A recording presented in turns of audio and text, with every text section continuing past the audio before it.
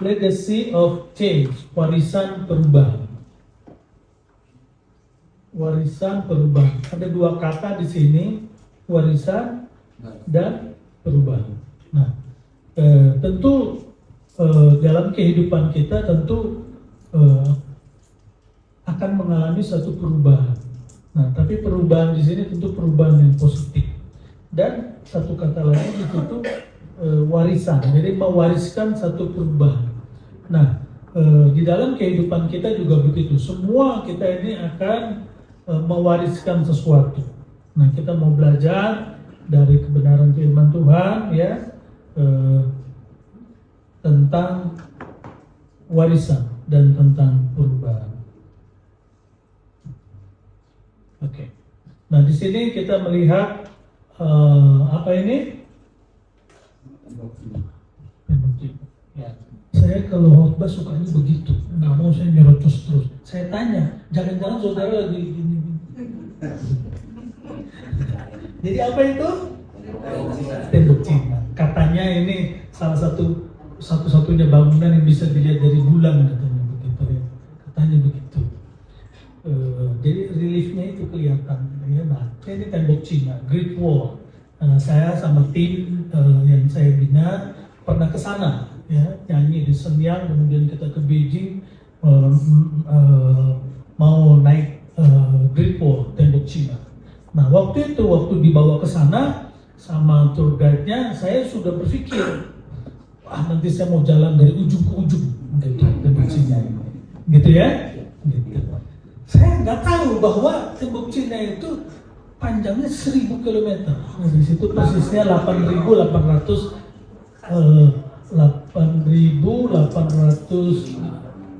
kayaknya ya, kelebihan itu.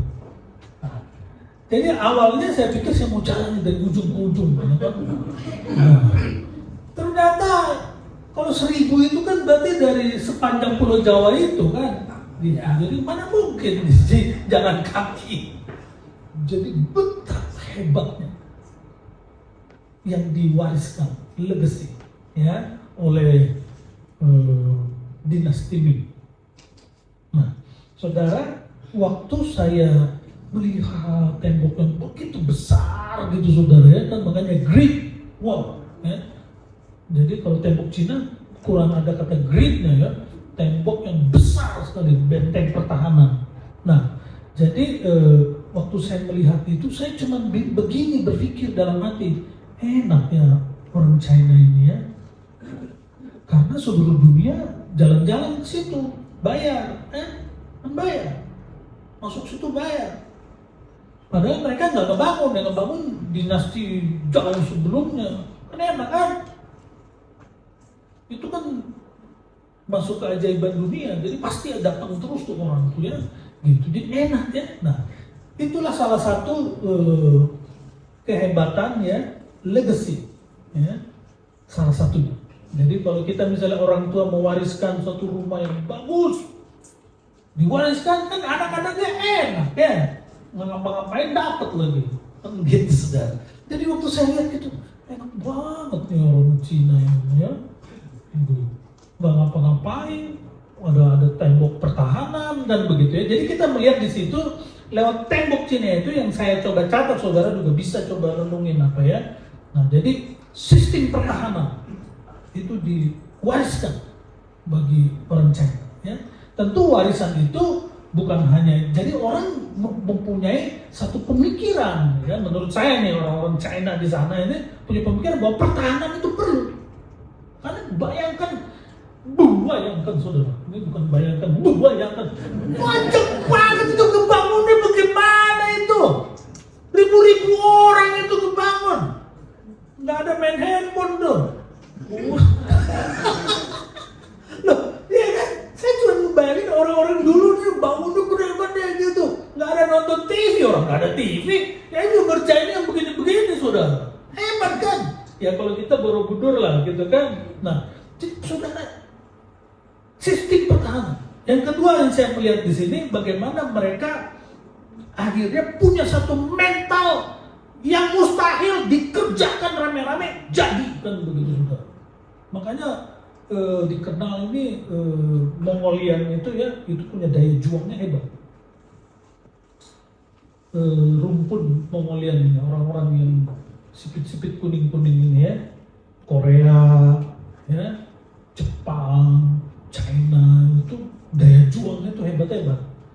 Kita harus akui kita kurang, ya. Nah, jadi sudah berbayangin, ini kan dibangun bukan setahun 2 tahun nih, ya, ratus-ratus tahun, punya daya juang yang hebat.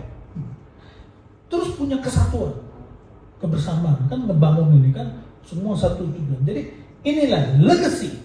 Nah, kita belajar dulu dari sini ya, ini legacy ya. Jadi yang diwariskan ini contohnya, ya. Nah, Musa mewariskan kepada Joshua, Daud pada Salomo, ya. Daud ini waktu mau meninggal udah masa tuanya, dia ngomong sama Salomo, nanti kamu bangun Bait Allah, karena Tuhan udah bilang bukan Daud yang ngebangun. Karena Daud ini tangannya udah berdarah-darah, perang dulu. Jadi yang ngebangun mesti Salomo. Nah, tapi waktu Daud bilang Salomo bangun Bait Allah, tapi Daud nyumbangnya banyak sekali. Nanti ku tambahkan lagi katanya, saudara. Saya pernah coba hitung-hitung Bait Allah yang dibangun oleh Daud, ya oleh Salomo, tapi kan Daud investasinya gede banget gitu, saudara ya. Itu triliun, saudara. Saya hitung dikonversi sekarang gitu ya, triliun. Coba aja 1 kilo emas berapa coba sekarang, ya, berkilo-kilo gitu ya. Nah, itu diwariskan oleh Daud pada Salomo supaya Salomo ngebangun ya Bait Allah yang megah luar biasa. Nah, kemudian juga di sini Paulus kepada Timotius, ya, jemaat-jemaat yang dibangun ini diwariskan kepada Timotius supaya Timotius terus membangun itu. Nah, inilah warisan di dalam hal rohani. Nah, di sini kita melihat yang umum, ya. Nah, suatu perubahan akan berhenti menjadi cerita sejarah saat tidak ada orang yang terus menghidupi perubahan itu dan menularkannya kepada yang lain. Nah, jadi jangan cuma temboknya ini, tapi pemikiran, mental semuanya ini ya nggak boleh berhenti. Kita juga, bangsa kita juga begitu, dalam pelayanan juga begitu, ya. Rock itu representatif loh. Nah, ini nggak boleh berhenti, terus, ya. Supaya batu karang itu, supaya gereja itu, supaya mentalnya, supaya pemikirannya itu terus berkembang. Karena coba kalau doa Bapa kami itu gimana sih? Bapa kami yang di surga, dikuduskanlah namamu, datanglah kerajaan-Mu, jadilah kehendak-Mu di bumi seperti di surga. Itu kan keinginan kita kan, jadilah kehendak-Mu di bumi seperti di surga oleh agent-agentnya Tuhan, rohnya nih, kita ini. Nah, supaya itu terjadi gimana? Dia harus berkesinambungan terus, nggak boleh berhenti. Nanti cuma sejarah itu dulu kan ada tuh itu tuh di Cipanas. Kita nggak berharap seperti itu, amin. Terjadi perubahannya terus, ya. Tinggal nanti bukan lagi di sini, katanya nanti di seberang. Yes. Haleluya. Haleluya. Harus punya mental. Bayangkan ini bisa jadi, saudara. Mau tuh lihat itu, apalagi cuma yang segede gitu, amin. Kecil lah itu, nggak nyampe tuh ngebangunnya dari sini sampai Bandung kan gitu. Ya, jadi mari kita punya satu legacy yang luar biasa nantinya ya. Jadi saya contoh. Saya sedang kasih contoh supaya orang lebih gampang ya. Jadi waktu saya SD, bapak saya itu diangkat jadi bendahara pembangunan gereja di Cirebon. Saya sempat sekolah di Cirebon. Singkatnya jadilah gereja.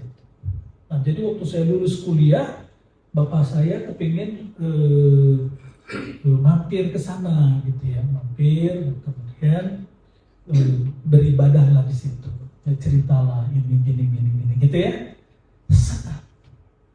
Saya kalau ke Cirebon itu ya, mau masuk kota Cirebon, saya menoleh ke kiri, walaupun nggak kelihatan gerejanya, cuma menoleh ke kiri. Nah, di situ ada bapak saya dulu jadi bendahara membangun gedung gereja di situ. Aduh, senang. Ya.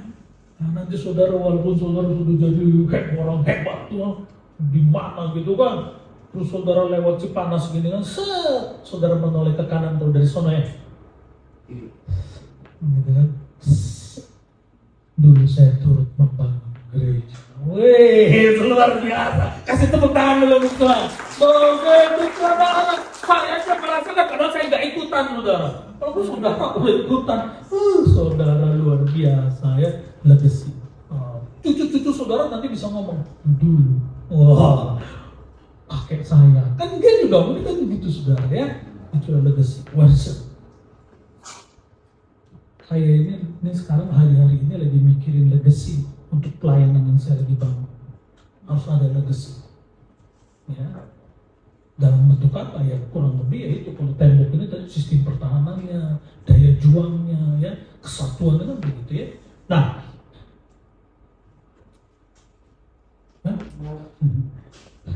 ini tombol belum ya. Warisan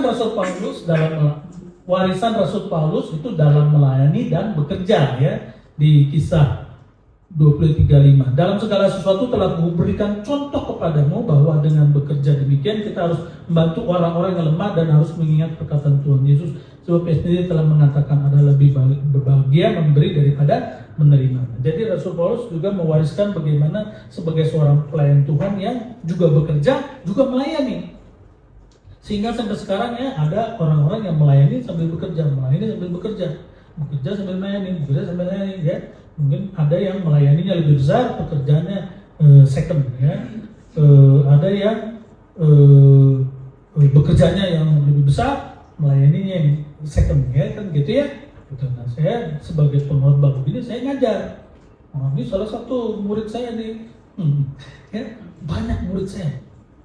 Murid saya sekarang mungkin udah mau menuju ke 2.000 lebih di seluruh Indonesia ini. Ya, saya baru pulang dari Lampung. Saya kalau udah datang begitu ngajar di Lampung, itu yang datang tuh bisa. Saya udah bilang jangan terlalu banyak, ya, tapi namanya makin lama makin banyak. Harus sekitar 70 orang gitu sudah. Ya, kita senang gitu ya. Nah, itu menjadi sesuatu mana saya sambil melayani juga bekerja, melayani ya, walaupun bidang rohani juga, tapi saya ngajar mana-mana ya, terus berkesinambungan terus. Nah, warisan Rasul Paulus yang kedua itu adalah bagaimana pelayanan diakonnya ini adalah lebih berbahagia memberi daripada menerima. Ini pelayanan diakonnya, ya, dia bangun sistemnya gimana. Nah, saya sekali waktu ada di sebuah gereja, saya melihat ada seorang full timer yang anaknya sakit. Nah, pada waktu anaknya sakit, ini belum waktunya gajian. Full timernya. Jadi itu anak waktu sakit dikasihnya ini obat penurun panas. Kasih gitu aja, terus dikasih. Saya nggak habis pikir, bisa begitu ya? Itu hati saya tuh, kok bisa begitu? Ya. Nah, muncul lagi itu seperti pelayanan diakonia ini. Saya pikir kalau di kantor-kantor kan suka ada koperasi begitu ya. Nah, cuman koperasi itu kurang bagus, belakangan jadi bakal simpen pinjam duit. Sebetulnya koperasi dibangun pertama kali bukan untuk itu ya. Teman saya yang juga merintis membuat koperasi di zaman Orde Baru tuh nggak begitu, mestinya nggak begitu ya. Itu untuk usaha. Nah, tapi usahanya tuh jadi bisa nolong orang ini, ya, bisa nolong orang. Nah, jadi waktu itu saya bilang begini, oke, bikin itu. Saya akan kasih uang saya, bulanan saya, dan saya akan nggak minta kembali. Saya bilang gitu, nggak minta, pakai aja. Dan kalau ada yang orang memerlukan seperti itu, ada anaknya sakit belum gajian apa, kasih. Nanti kalau dia nggak bisa balikin, udah biarin aja. Saya bilang begitu ya. Kita percayakan aja sudah ya. Tapi kalau dia bisa ganti silakan. Nanti untuk yang lain begitu tuh. Dan waktu itu dibikin seperti itu, saudara, saya nggak nyadar, saudara, ternyata OB gereja itu nggak punya tempat tidur. Dia tidur di bawah, coba pakai tikar gitu. Begitu ada ini seperti pelayanan diakonia, dia langsung mengajukan saudara. Dan dia punya tempat tidur. Aduh, hati saya, kok ada kayak begitu? Masa kita tega kayak begitu? Ada di sekitar kita ada yang begitu? Di pelayanan diakonia. di gereja ini pun harus ada, ya. Kalau ada sesuatu dari jemaat yang mengalami ini, ada source gitu untuk menolong. Amin. Kalian diakonia. Ya di Alkitab itu ditulis. Ya tapi jangan dimanfaatkan untuk yang enggak. Itu yang lagi rame sekarang itu.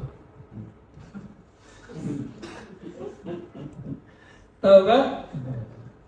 Contohnya di depan mata. Yang mana tuh Pak cari sendirilah. Sebagai murid itu setiap kali kita diberikan warisan yang sangat berharga, yaitu Roh Kudus. Kita juga diwariskan Roh Kudus. Nah, mari kita berkarya, berbuat sesuatu, ya supaya kita melakukan sesuatu yang luar biasa. Ya, nah,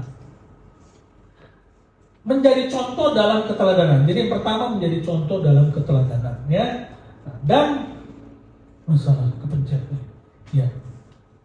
Dan kamu telah menjadi penurut kami dan penurut Tuhan dalam penindasan yang berat. Kamu telah menerima firman itu dengan sukacita yang dikerjakan oleh Roh Kudus, sehingga kamu telah menjadi teladan. Katakan teladan.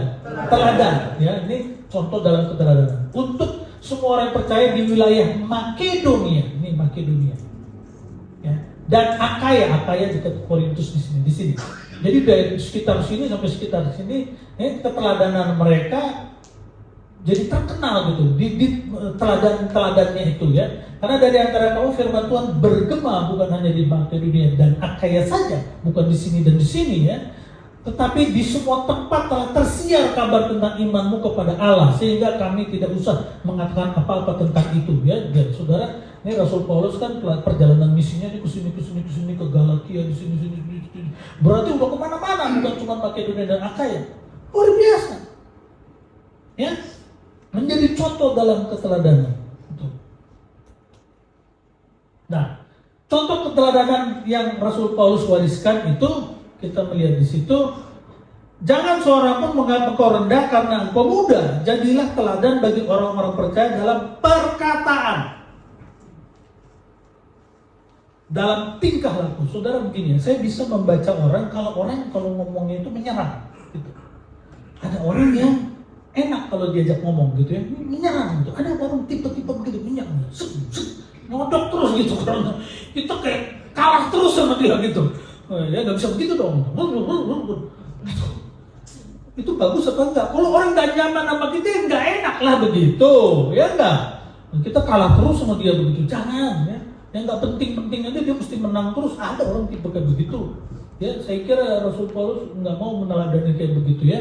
Nah, kita juga nggak mau lah, jangan meneladani kayak gitu, maunya menang terus, ya nggak penting-penting nih. Di sini nih kan ini pisangnya enak, enggak, kayaknya bukan pisangnya. Oh itu diperdebatkan sampai dia harus menang. Apalah urusan pisang aja mesti menang gitu. Itu yang nggak penting-penting. Ada orang kayak gitu. Nah, jangan kayak begitu, ya. Nah, dalam tingkah laku, ya, perilaku, ya. Coba dong, ya, tingkah laku, perilaku saudara, ya. Kalau ketemu orang itu kasihlah senyum gitu, ya.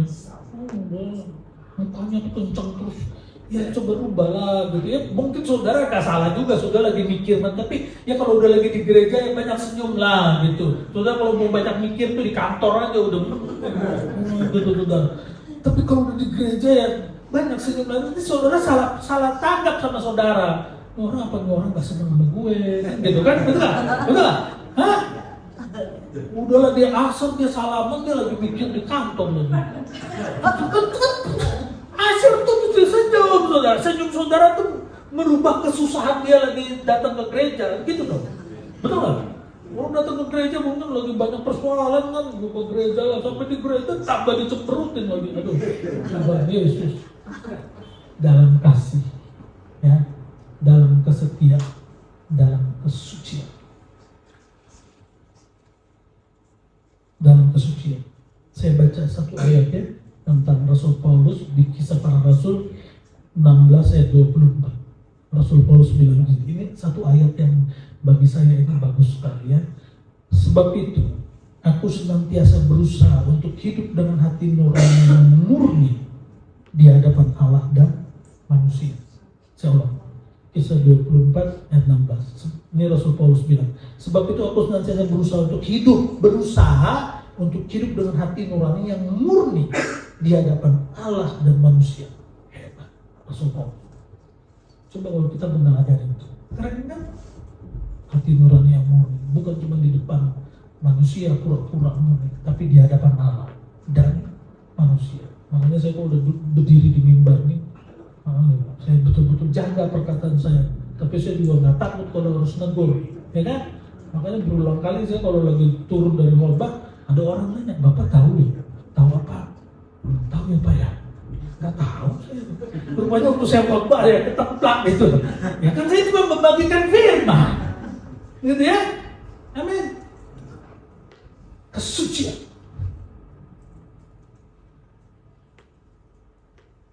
Baik ibu-ibu, baik bapak-bapak, kalau ibu semua benda-benda yang di mall-mall itu, dan saudara jadi kayak itu, yang nggak perlu dibeli semua. Saudara tahu menurut penelitian, kalau belanja, kalau perempuan itu sedikit belanjanya, kalau laki-laki banyak kalau belanja.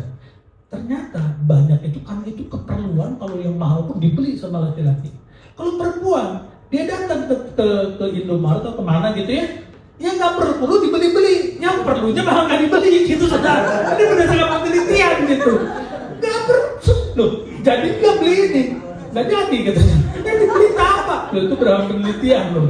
Jadi ya, yang ibu, yang pria juga gitulah, ya. Kalau pria ini kan, ya kita jujur lah pria-pria ini ya. Ini mata kita ini suka kemana-mana begitu loh, ya. Matanya gitu. Habis kadang-kadang perempuan cantik ini kadang-kadang nggak jaga pakaiannya. Jadi dilihatlah sama orang. Ya kalau dia lewat depan mata, masa kita tutup mata dan tembok? Masa kita masuk tutup mata gitu? Mimi gandeng gitu. Dan jangan lah kita buka. Lah kalau ada yang pakainya terbuka ya kelihatan lah sama kita kan gitu. Jadi saya mau ajarin saudara begini. Kita ini kan pria ini kalau makan juga kan cukup lahap ya. Jadi kalau ada makanan enak gitu saudara, saya itu suka begini. Tuhan Yesus tolong. Maksudnya ini pencobaan ini. Tuh, tapi saya makan juga. Gitu kan? Iya kan? Saya makan juga. Bahaya ini. Gitu kan? Saya suka gitu. Bahaya. Kan keponakan saya nanti suka ngomong, kenapa tulang? Gitu. Panggil saya paman kan tulang. Enggak, enak ya tulang. Iya, enak banget gitu. Bahaya. Ini saya dalam mati gitu kan. Nah tapi kalau saya lihat wanita yang aneh-aneh, ya bahaya. Tapi kalau tadi makanan saya makan, kok ini ya jangan dimakan. Bahaya, tinggalkan itu. Seperti Yusuf kan. Saya kalau udah lihat perempuan kayak gitu, malah saya maaf ya, norak. Kalau cantik itu nggak apa-apa, gitu. Tapi kalau bikin orang jadi yang nggak bagus lah seperti itu. Maka saya kurang setuju tuh yang sekarang model sekarang tuh yang bodongnya kelihatan tuh.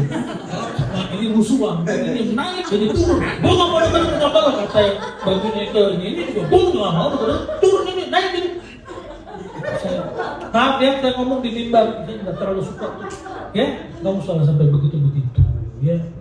Nggak usah diikutin nah. Ya, mau dia bagus-bagus silahkan lah. Ya.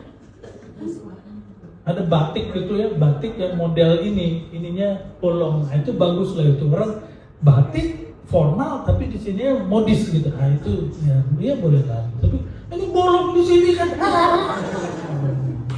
Jadi menurut saya ya, nih bapak-bapak nih, saya kan bapak-bapak kalau ibu ya, kalau makan bahaya, makan lah itu, jangan kelebihan. Tapi kalau lihat bahaya, gitu kan, kalau udah gitu bahaya banget. Nah, tapi jangan dimakan, tinggalkan itu. Orang lo kampungan lo gitu saudara. Amin.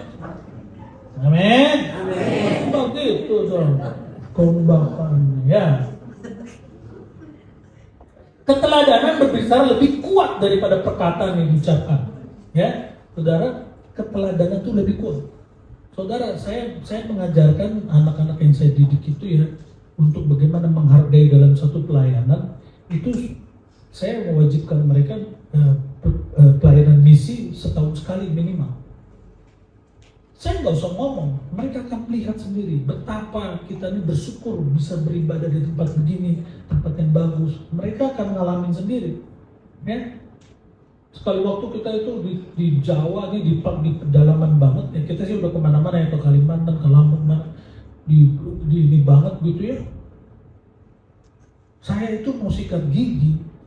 Itu air di situ nggak ada yang bening, warnanya coklat, jadi masih bau tanah.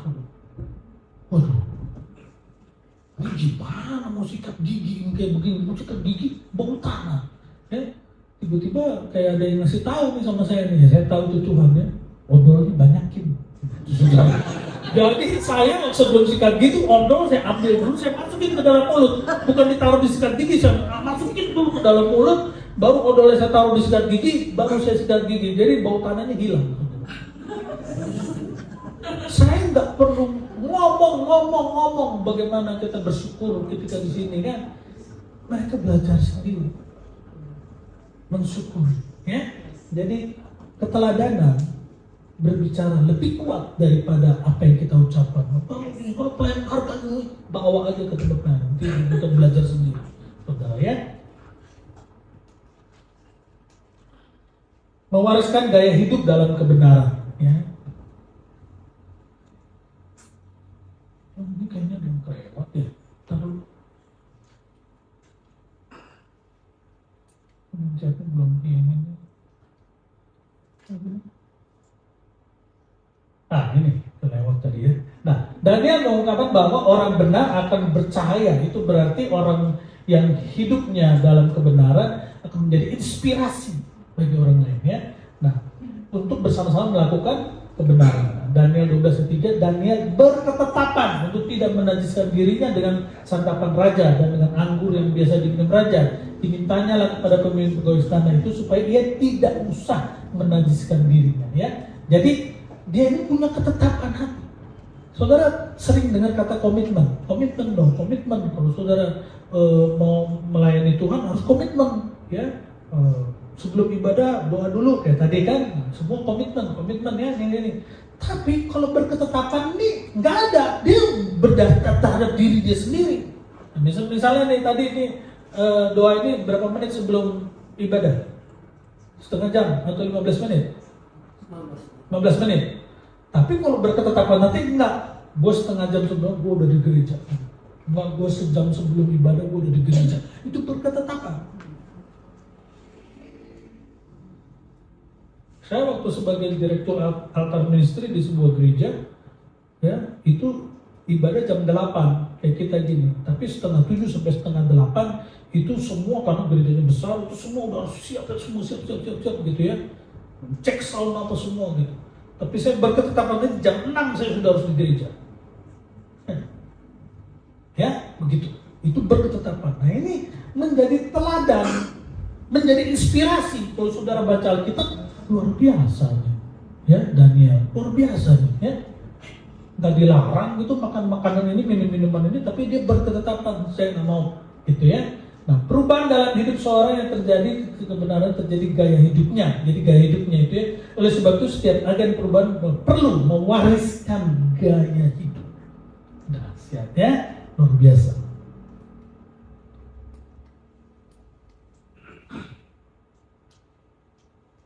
Memang, terusin. Kok nggak mau mati nih? Loh, kok ketiga? Udah ketiga gitu? Oh iya. Berarti, so yang kedua dulu. Saya maaf ya kelewat ini. Mungkin saya yang salah tadi. Ya. Jadi mewariskan gaya hidup dalam kebenaran. Oke, ini udah kita lewat aja ya. Lewat tadi udah ya. Nah jadi bagaimana mewariskan gaya hidup kita ini di dalam kebenaran? Kita memberi contoh, gitu. Saya juga begitu, mengajar memberi contoh supaya kita hidup dalam kebenaran itu benar. Artinya bukan hanya dari segi aspek kebenaran firman Tuhan, tapi tindakan kita ya seperti Daniel contohkan ya. Kalau begitu jangan hidupnya asal-asal begitu. Ini kalau memang makannya harus diiniin ya dia menunjukkan saya berketetapan hati untuk seperti ini. Kita juga begitu, ya. Gitu. Saudara saya nggak larang orang main game, tapi saya berketetapan. Semenjak saya, ya, cuman zaman now berubah, main game jadi olahraga, nggak tahu olahraganya di mana itu. Ya udahlah sedang perubahan zaman. Tapi saya dulu ya, saya tuh suka main Tetris. Tetris tahu kan? Jadi tiba-tiba tuh, kita berdoa gitu. Waktu berdoa itu yang muncul Tetris gitu. Jadi saya sampai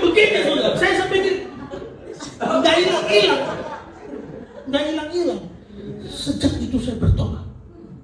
Saya tunjukkan gaya hidup saya berjalan dalam kebenaran. Bukan hanya itu, tapi dari aspek-aspek kehidupan itu menunjang kebenaran. Bagaimana saya mau berdoa dengan benar kalau saya suka main game? Jadi aspek kehidupan seperti Daniel, aspek kehidupan. Ya. Tapi kan dia nggak berdosa kan kalau ini kan sama. Ya. Berdosa loh, jangan digituin, nanti anak-anak hidupnya susah nanti. Ya dibatasi waktunya. Tapi saya berketetapan, nggak mau lagi.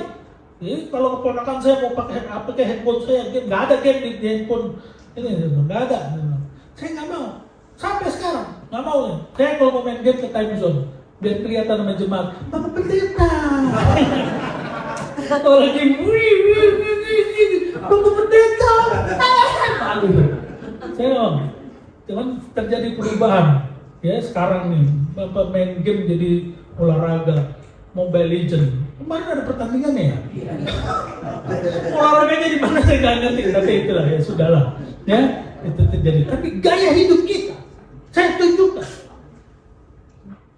Kenapa nggak cari yang lain aja? Yang main badminton lah, apalah, ini juara apa kemarin? Badminton. Tepuk tangan dulu dong. Mantap. Daripada ya kalau saya sih ya daripada juara Mobile Legends mendingan badminton lah. Ya begitu ya. Tapi it's okay lah ya. Nah terus kita melihat lagi di sini yang ketiga. Yang ketiga ya. Loh, salah pencet saya. Sorry ya. Ya. Produktif dalam memuridkan. Nah begini. Segala sesuatu tuh butuh kendaraan. Gitu ya. Sekarang saya begini. Ibu-ibu, mau masak enak, mau masak apa? Saudara butuh kendaraan. Perlu dapur nggak? Perlu dapur. Itu namanya kendaraannya tuh, perlu dapur. Ya, saya kan orang seni, saya suka nyanyi bawa tim ya.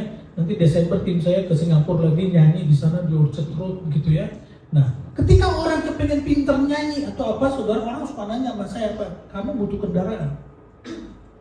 Nah, maksudnya apa? Ya, saudara kalau menjadi seorang penyanyi, saudara perlu satu kendaraan di mana kayak gini tim praise and worship di gereja ini itu kendaraannya untuk menjadi penyanyi yang baik. Awalnya, nanti kalau saudara mau nyanyi di tempat wedding, saudara punya grup di mana grup itu saudara bisa nyanyi di wedding gitu. Ada grup sehingga itu ada gaungnya nanti. Nah, saudara kalau misalnya saudara nyanyi ke saudara, Pak, saya ini mau datang ke sebuah perusahaan, saya mau nyanyi Pak. Ini nanti ulang tahun perusahaan ini saya nyanyi Pak. Loh, saudara siapa? Saya pinternya nih Pak. Nggak ada kendaraannya gitu loh, ngaku sendiri gitu. Gimana gitu? Siapa nih orang? Terus pernah nyanyi di mana? Ya enggak Pak, pokoknya saya bagus nyanyi. Ya kan nggak bisa begitu, pun harus ada portofolionya, ada apanya saudara. Bisa kebayang saudara? Ya.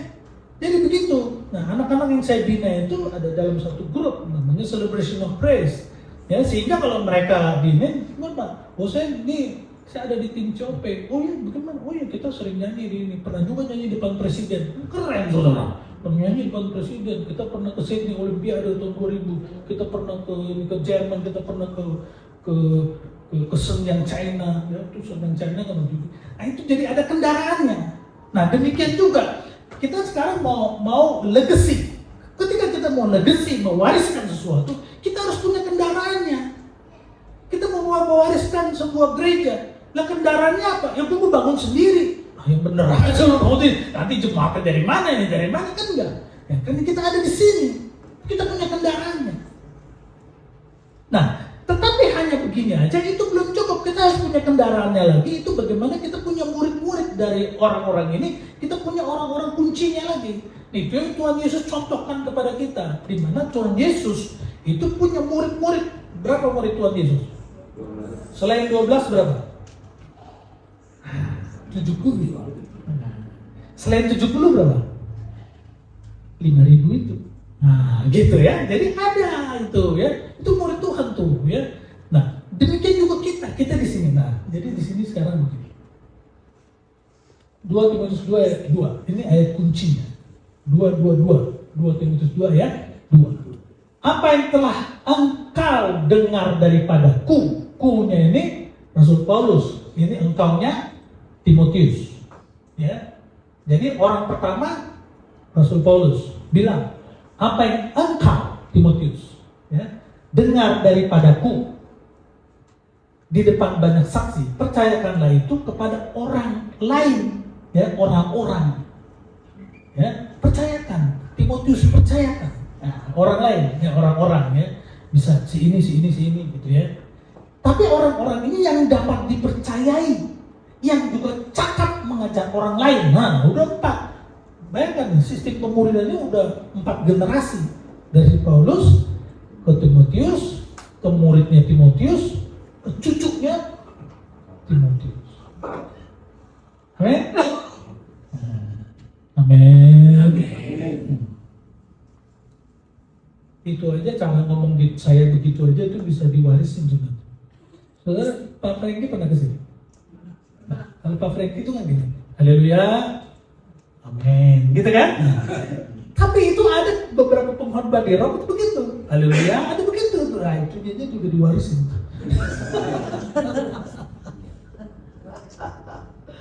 Nah, saya juga sering gitu di tim saya. Mari semua berkata, saya suka gitu. Sampai anak didik saya juga ngikut begitu. Mari kita semua berkata, gitu. Kan begitu, saudara. Ya, gitu. Nah, produktif di dalam memuridkan. Saya mikir dulu barusan supaya jangan salah baca. Nah, pemuridan dilakukan sebagai sarana untuk melanjutkan legacy dari generasi ke generasi. Ya, ini Tuhan Yesus bilang, I will make you fisher of men, aku akan menjadikan kau penjala manusia. Semakin banyak orang yang dimuridkan berarti semakin luas area yang bisa kita hasilkan. Ya, saudara, ya seumur saya ini udah banyak, ya, banyak. Ya, ada pendeta teman saya, Pak Katarama udah enak, di mana-mana ada muridnya, gitu ya. Nah, jadi saya waktu dulu, saya lihat jam dulu, masih 1 jam lagi ya. Saya 7 menit, makanya saya. Jadi saya dulu waktu memuridkan kan macam-macam yang saya muridkan, ya. Ada yang anak di kampus, ada yang dulunya preman. Nah, jadi waktu saya memuridkan dia, saya di rel kereta api di Bandung, rel kereta api saya duduk ngomong sama dia, gitu ya, gitu.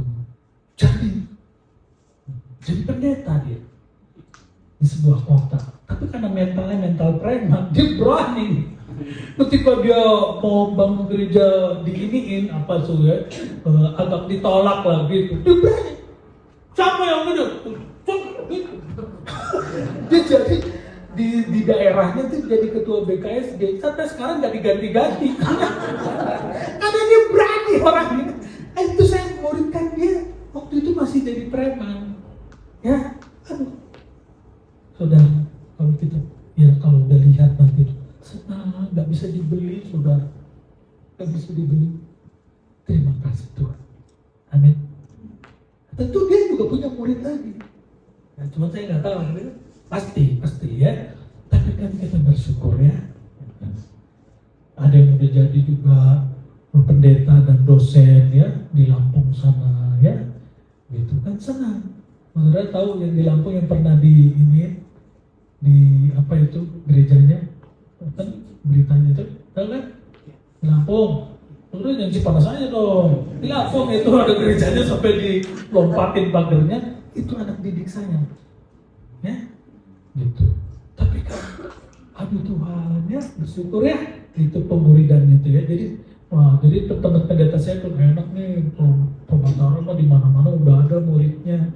Ya saya bersyukur ya, ada buah. Apa yang kita tabur tidak akan kembali dengan sia-sia. Amin. Nah,